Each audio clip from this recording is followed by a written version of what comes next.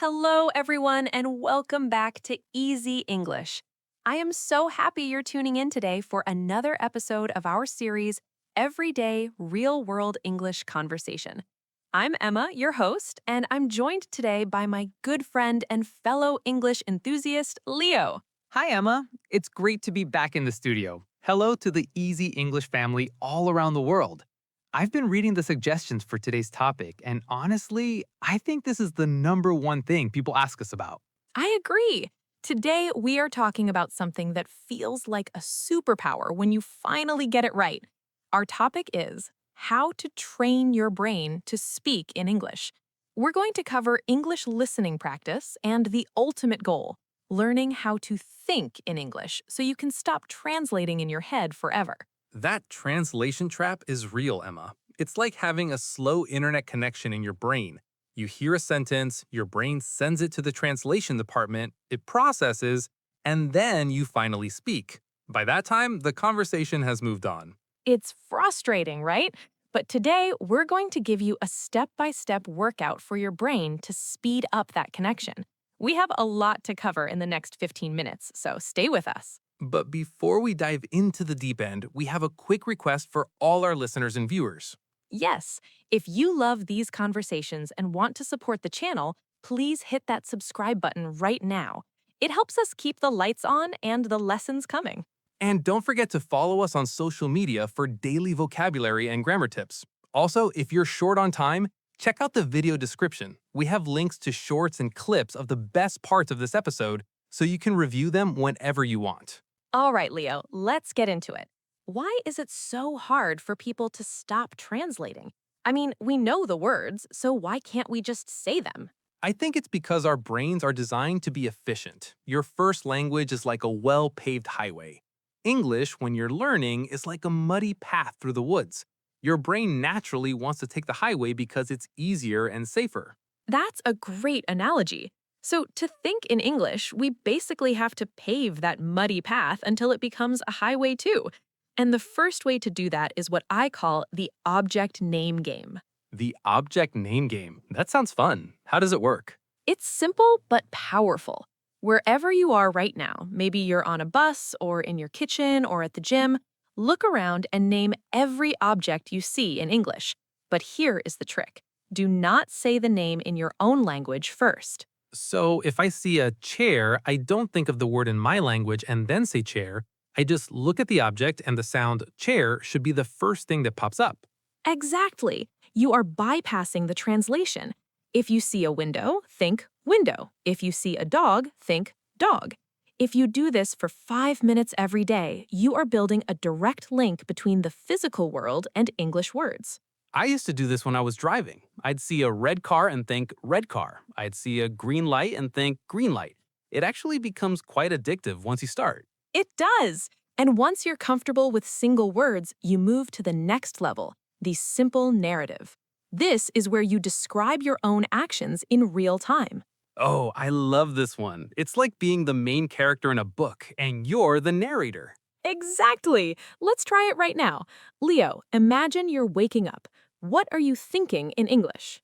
Okay, let's see. I'm lying in bed. I think I am waking up. It is 7 a.m. I am tired. I need coffee. Then I get out of bed. I am walking to the kitchen. I am opening the cupboard. I am picking up my favorite mug. Perfect. You see how simple those sentences are? I am walking. I am opening.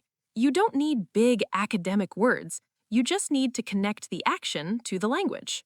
And the key is to do it out loud if you're alone or in your head if you're around people.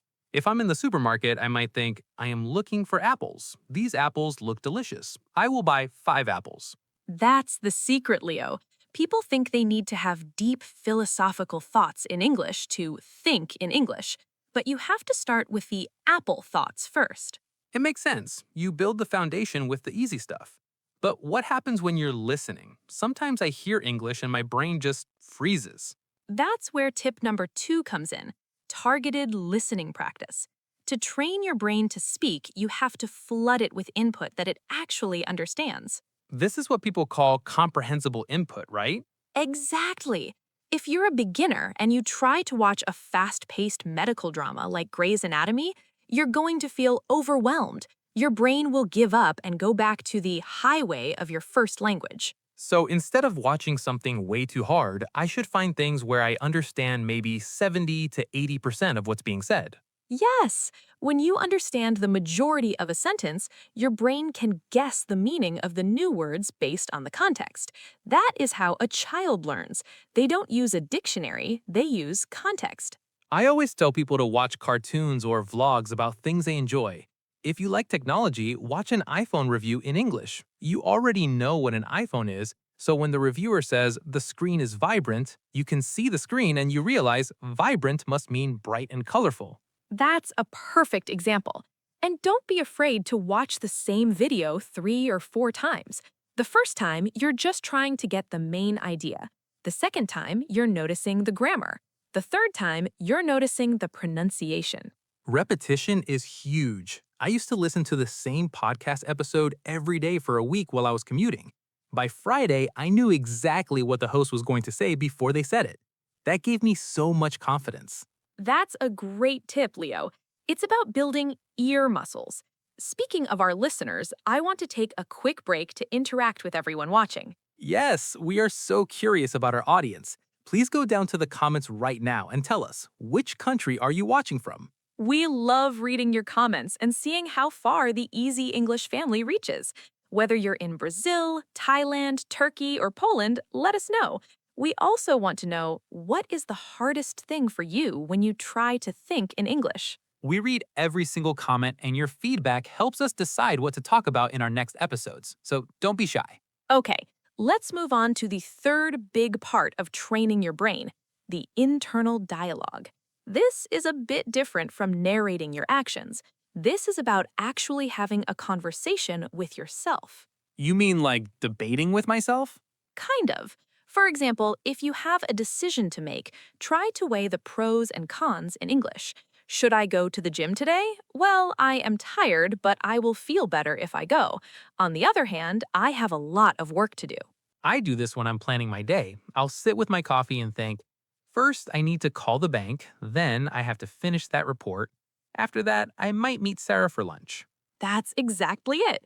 When you plan or solve problems in English, you're using a different part of your brain than when you're just naming objects. You're using executive function. You're making English the language of your logic. That feels like a big step up. But what if I don't know the words for my problems? Like if I'm thinking about a complex work issue? Then you simplify. This is a skill even advanced speakers use. If you don't know the word negotiation, just think, we are talking about the price. If you don't know collaboration, think working together. That's a pro tip right there.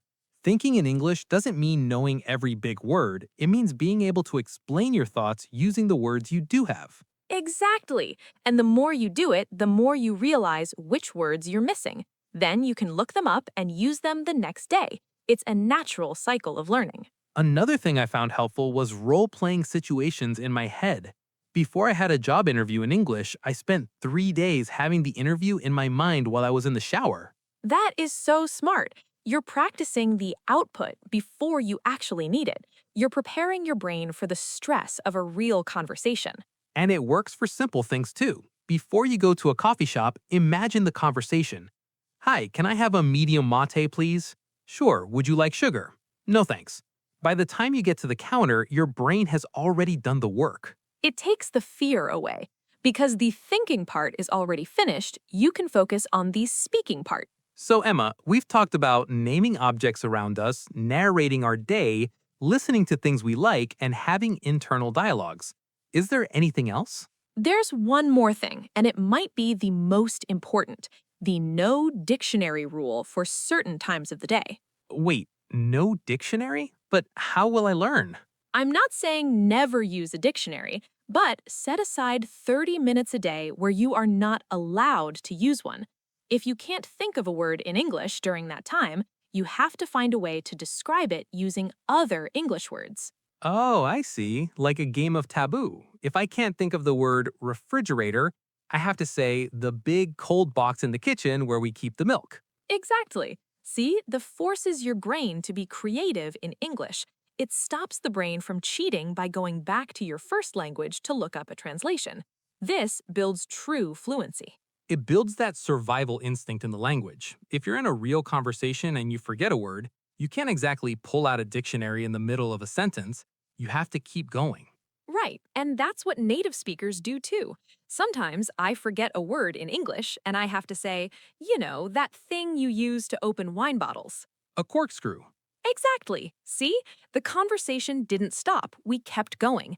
That's what we want our listeners to be able to do. This is such a powerful set of tools, Emma. I hope everyone is taking notes or at least thinking about how they can start doing this today. Even if you just start with 1 minute a day, it makes a difference.